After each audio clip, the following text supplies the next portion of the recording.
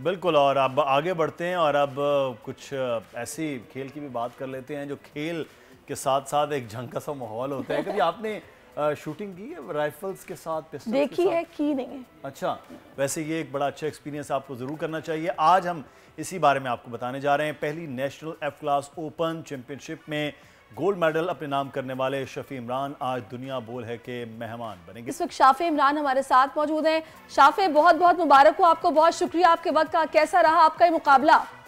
Ji thank you first of all. और मुकाबला माशाल्लाह से काफ़ी अच्छा रहा और काफ़ी ज़्यादा कंटेस्टेंट्स आए थे। उनमें से एक जीतने का वो लेके साथ चलना, और इट वाज क्वाइट टफ। और हमारी 2-3 किस्म की स्टेजेस हुई थी। एलिमिनेशन मेथड हुआ था कि जो जो टीम बेटर परफॉर्म कर रही थी ग्रुप वाइज उसको आगे लेके जा रहे थे, और उनमें से करते करते लैडर स्टेज के तो माशाल्लाह से I went to the finals, और इवेंचुअली शुक्र अल्लाह का फर्स्ट प्लेस इसमें मैंने हासिल की। अच्छा शाफे, आप ये बताइएगा, आप बता रहे हैं कि बहुत से कंटेस्टेंट, कितने कंटेस्टेंट थे, फिर आप फाइनली विन आपने किया है।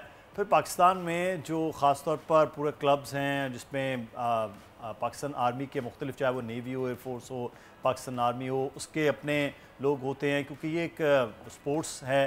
तो आप किसी डिपार्टमेंट की तरफ से थे? कहाँ से आपकी ये हुआ सफ़र शुरू इस कंपटीशन में ख़ास तौर पे? देखिए, there were more than 2500 contestants जिन्होंने इस साल पार्टिसिपेट किया। 2500 कभी भी किसी ने इतने ज़्यादा कंटेस्टेंट्स किसी भी साल उन्होंने नहीं किया। This was the first time जो एक आप बोलें एफ ओपन चैम्पियनशिप रखवाई गई थी पाकिस्तान में, बिल्कुल यूरोपियन स्टैंडर्ड्स और जो बाहर के मुल्क में जो रूल्स और रेगुलेशंस के साथ मैचेस होते हैं, this was the first time कि वो रखवाए गए थे। और 2500 में से आई वाज द सिविलियन, और भी मेरे साथ कुछ कम थे सिविलियंस, और जिसमें आर्मी भी थी, बाकी भी थे, उनके आपस में भी मैचेस हुए, और एक काफ़ी अच्छा एक शो सब ने एक परफॉर्म किया। अच्छा शाफे, मुझे ये बताइएगा कि ये सफ़र आपने इस मुकाबले का तो हमें बताया कि किस तरह का रहा, लेकिन आगाज़ इस सफ़र का कैसे हुआ था? क्या बचपन में गेम्स खेलते थे, शूटिंग गेम्स आपको पसंद थी, फिर शौक़ हुआ कि मुझे ये प्रोफेशनली सीखना भी है? वो शुरुआत कैसे हुई, किस एज में हुई, हमें ज़रा अपने बारे में बताइएगा। जी बिल्कुल, I started professionally shooting about 3 years ago। और उससे पहले यही आप कह लें कि एयर गन से करना, किसी और चीज़ों में ये वो करके टारगेट शूटिंग ऐसा सच नहीं। फिर वीडियो गेम्स में भी काफ़ी इंटरेस्ट था, गन्स का ज़रा वहाँ से भी काफ़ी नॉलेज आई। अच्छा ये ऐसे चलती है, अच्छा एम ऐसे करते हैं। ज़ाहिर सी बात है, वो एक प्रैक्टिकल चीज़ और वो एक वीडियो गेम्स और मूवीज़ देखना वो एक अलग चीज़ है। उसको इम्प्लीमेंट करना अपनी रियल लाइफ में, उस गेम्स को और मूवीज़ के शौक में जो हो रहा है, शूटिंग मूवीज़ तो हर बंदा ही शौकीन होता है, वो एक बहुत बड़ा चैलेंज था। जैसे आपके मूवीज़ में दिखाते हैं स्नाइपर अब कर रहा है, वो स्नाइपिंग कर रहा है, या दूर से कोई टारगेट शूटिंग कर रहा है, दूर से टारगेट को इंगेज कर रहा है, लेकिन in real life it's totally different. बहुत से फैक्टर्स इंक्लूड होते हैं, ये नहीं कि आपने स्कोप में टारगेट लिया और आप शूट करें और आप हिट करें। तो मैं जिस कंपटीशन में जीता हूँ, this was the 200 metre target shooting.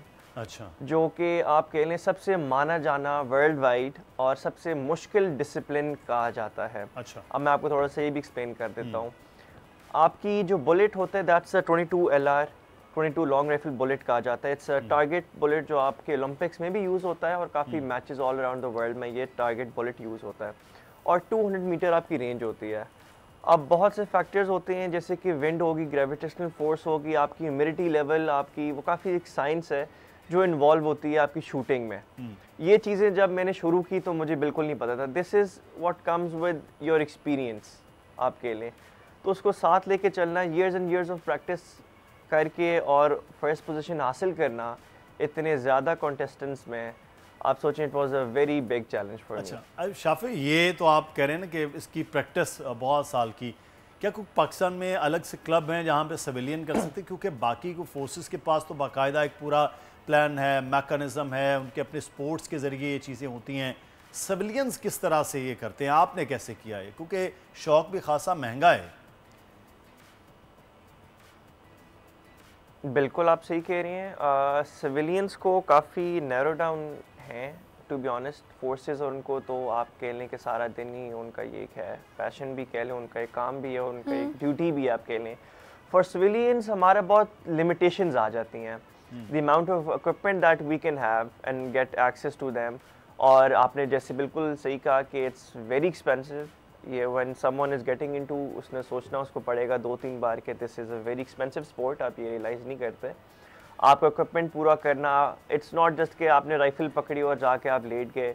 आपकी स्पॉटिंग स्कोप होती है जिससे आप अपने टारगेट को देख रहे होते हैं, आपका रेयर रेस्ट होता है, आपका अगला रेस्ट होता है, आपकी राइफल होती है, उसके ऊपर एक स्कोप आती है।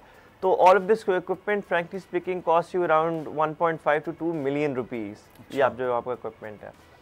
और हमारी जो मैंने प्रैक्टिस इधर शुरू की, that is the Lahore garrison range. I would highly recommend कि आप उधर जाके ट्राई करें, या जिसको भी कोई शौक हो और वो करना चाह रहा हो, वो उधर जाके ही कैन गेट एन आइडिया।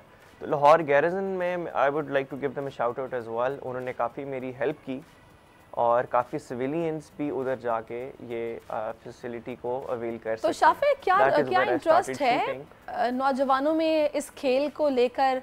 आपने वहाँ पर क्लब में देखा है कि कितनी तादाद में यंगस्टर्स आ रहे हैं और सीखना चाहते हैं इसको? देखिए, बहुत से ज़्यादा लोग उधर इंटरेस्ट लेते हैं और काफ़ी लोग आते हैं। काफ़ी लोग ने अपने रखे हैं वेपन्स और उनको मौका नहीं मिलता या गवर्नमेंट इतनी फैसिलिटेट नहीं करती, तो उनके पास कोई जगह नहीं है, तो वो बिल्कुल क्लब्स में आते हैं। All of them come here और वो ट्राई आउट करते हैं। और अगर आप कहें कितने ज़्यादा आते हैं, तो आप सोचेंगे दिन ब दिन जब मैं जाता हूँ तो ऑलमोस्ट फुल हुआ होता है कि मुझे मेरा टाइम स्लॉट या मेरा स्लॉट नहीं मिलता फायर करने का। ये एक I think it's a new trend that's going on. और आपको पता है लाइसेंसेस भी रिसेंटली गवर्नमेंट ने ओपन किए थे, और ख़ास तौर पे जो नौजवान हैं जिनको बहुत शौक है, वो भी इस फैसिलिटी को आई थिंक अवेल कर रहे हैं। I would really suggest the government as well कि वो थोड़ी सी और रेंजेस रादर दैन एक ही रेंज लाहौर में खुली गई है और हम लोग काफ़ी लिमिटेड है इसके बारे में। और ये एक बहुत ही वास्ट किस्म की स्पोर्ट है जो इंटरनेशनली भी रिकग्नाइज्ड है, और बाहर के मुल्क में और इधर उधर ये काफ़ी इसको एक मानी जानी स्पोर्ट कहते हैं। सही। टारगेट शूटिंग, मेरा ख्याल है ये टारगेट शूटिंग ओलंपिक का भी और वर्ल्ड चैम्पियनशिप का भी मामला था। लेकिन एक चीज़ मुझे बताइए, नौजवानों में आप कह रहे हैं कि ये शौक़ बहुत बढ़ रहा है, लेकिन हथियार नौजवान के हाथ में हो तो खौफ भी होता है, लेकिन अगर वो प्रोफेशनली यूज़ हो तो कहते हैं कि वो और ज़्यादा कूल और काम हो जाता है अगर इस किस्म की चीज़ों में आए। तो एक नौजवान के हथियार होना और एक नौजवान का प्रोफेशनल टारगेट शूटर बनना, क्या फ़र्क है? देखिए, I really agree with you. It's always the man behind the gun. अगर एक चीज़ को प्रॉपर इक्विपमेंट को आपको यूज़ नहीं करना आता, even a pencil can be a dangerous thing, a dangerous weapon आप कह लें। मैं शुरू में जैसे मेरे पेरेंट्स ने भी काफ़ी था कि उनको कि यार ये किस शौक़ में पड़ा है, ये क्यों जा रहा है, ये वायलेंस है, ये फ़लानी चीज़ है, ये है। मैंने बाहर से अपनी एजुकेशन कंप्लीट की और उधर ही हमने दोस्त यारों ने, जहाँ से मुझे प्रॉपर क्रेज़ चढ़ा कि मैं इसको प्रोफेशनली इसको अडेप्ट करूँ।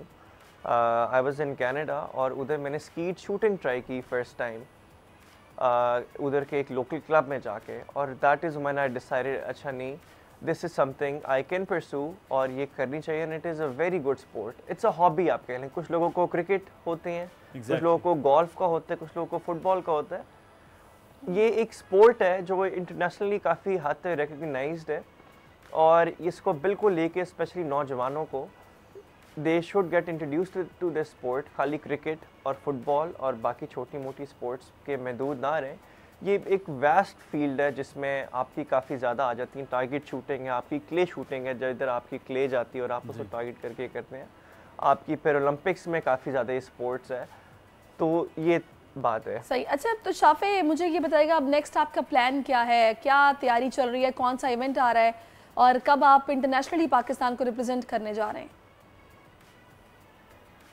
बिल्कुल, मैं I was planning on going to the world cup as well, जो होपफुली नेक्स्ट ईयर होगा। उसके लिए मैंने अपनी प्रैक्टिस और इक्विपमेंट रेडी करना और ये वो उस पर मैं प्लान भी कर रहा हूँ और काफ़ी हद तक कर भी लिया है।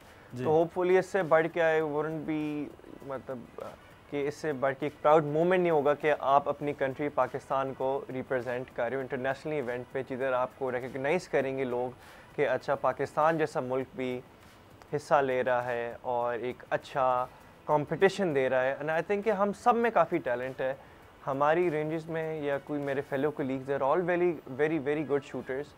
उनको मैं गवर्नमेंट अगर सपोर्ट करे और बाकी इदारे को उनको सपोर्ट करे, we can really be recognise internationally as well. This is something जो पाकिस्तान में मैं समझता हूँ कि नेगलेक्ट किया जाता है, जबकि हर किसी में कोई ना कोई एक शौक, एक हॉबी, एक पैशन के तौर पे ये चीज़ तो बाकी स्पोर्ट्स की तरह स्पोर्ट्स को भी उसी तरह से लिया जाए, खासतौर पर स्पॉन्सरशिप हो, यहाँ पर ओन किया जाए गवर्नमेंट की तरफ से, इदारों की तरफ से, तो चीज़ें बहुत बढ़ सकती हैं। वंस अगेन आपका थैंक्स भी और कांग्रेट्स शाफे, आप हमारे साथ मौजूद थे और चैंपियनशिप, एशियन चैंपियनशिप के लिए अब आपको इंशाल्लाह हम आगे देखेंगे। सब्सक्राइब करें और बेल दबाएं ताकि कोई खबर रह न जाए।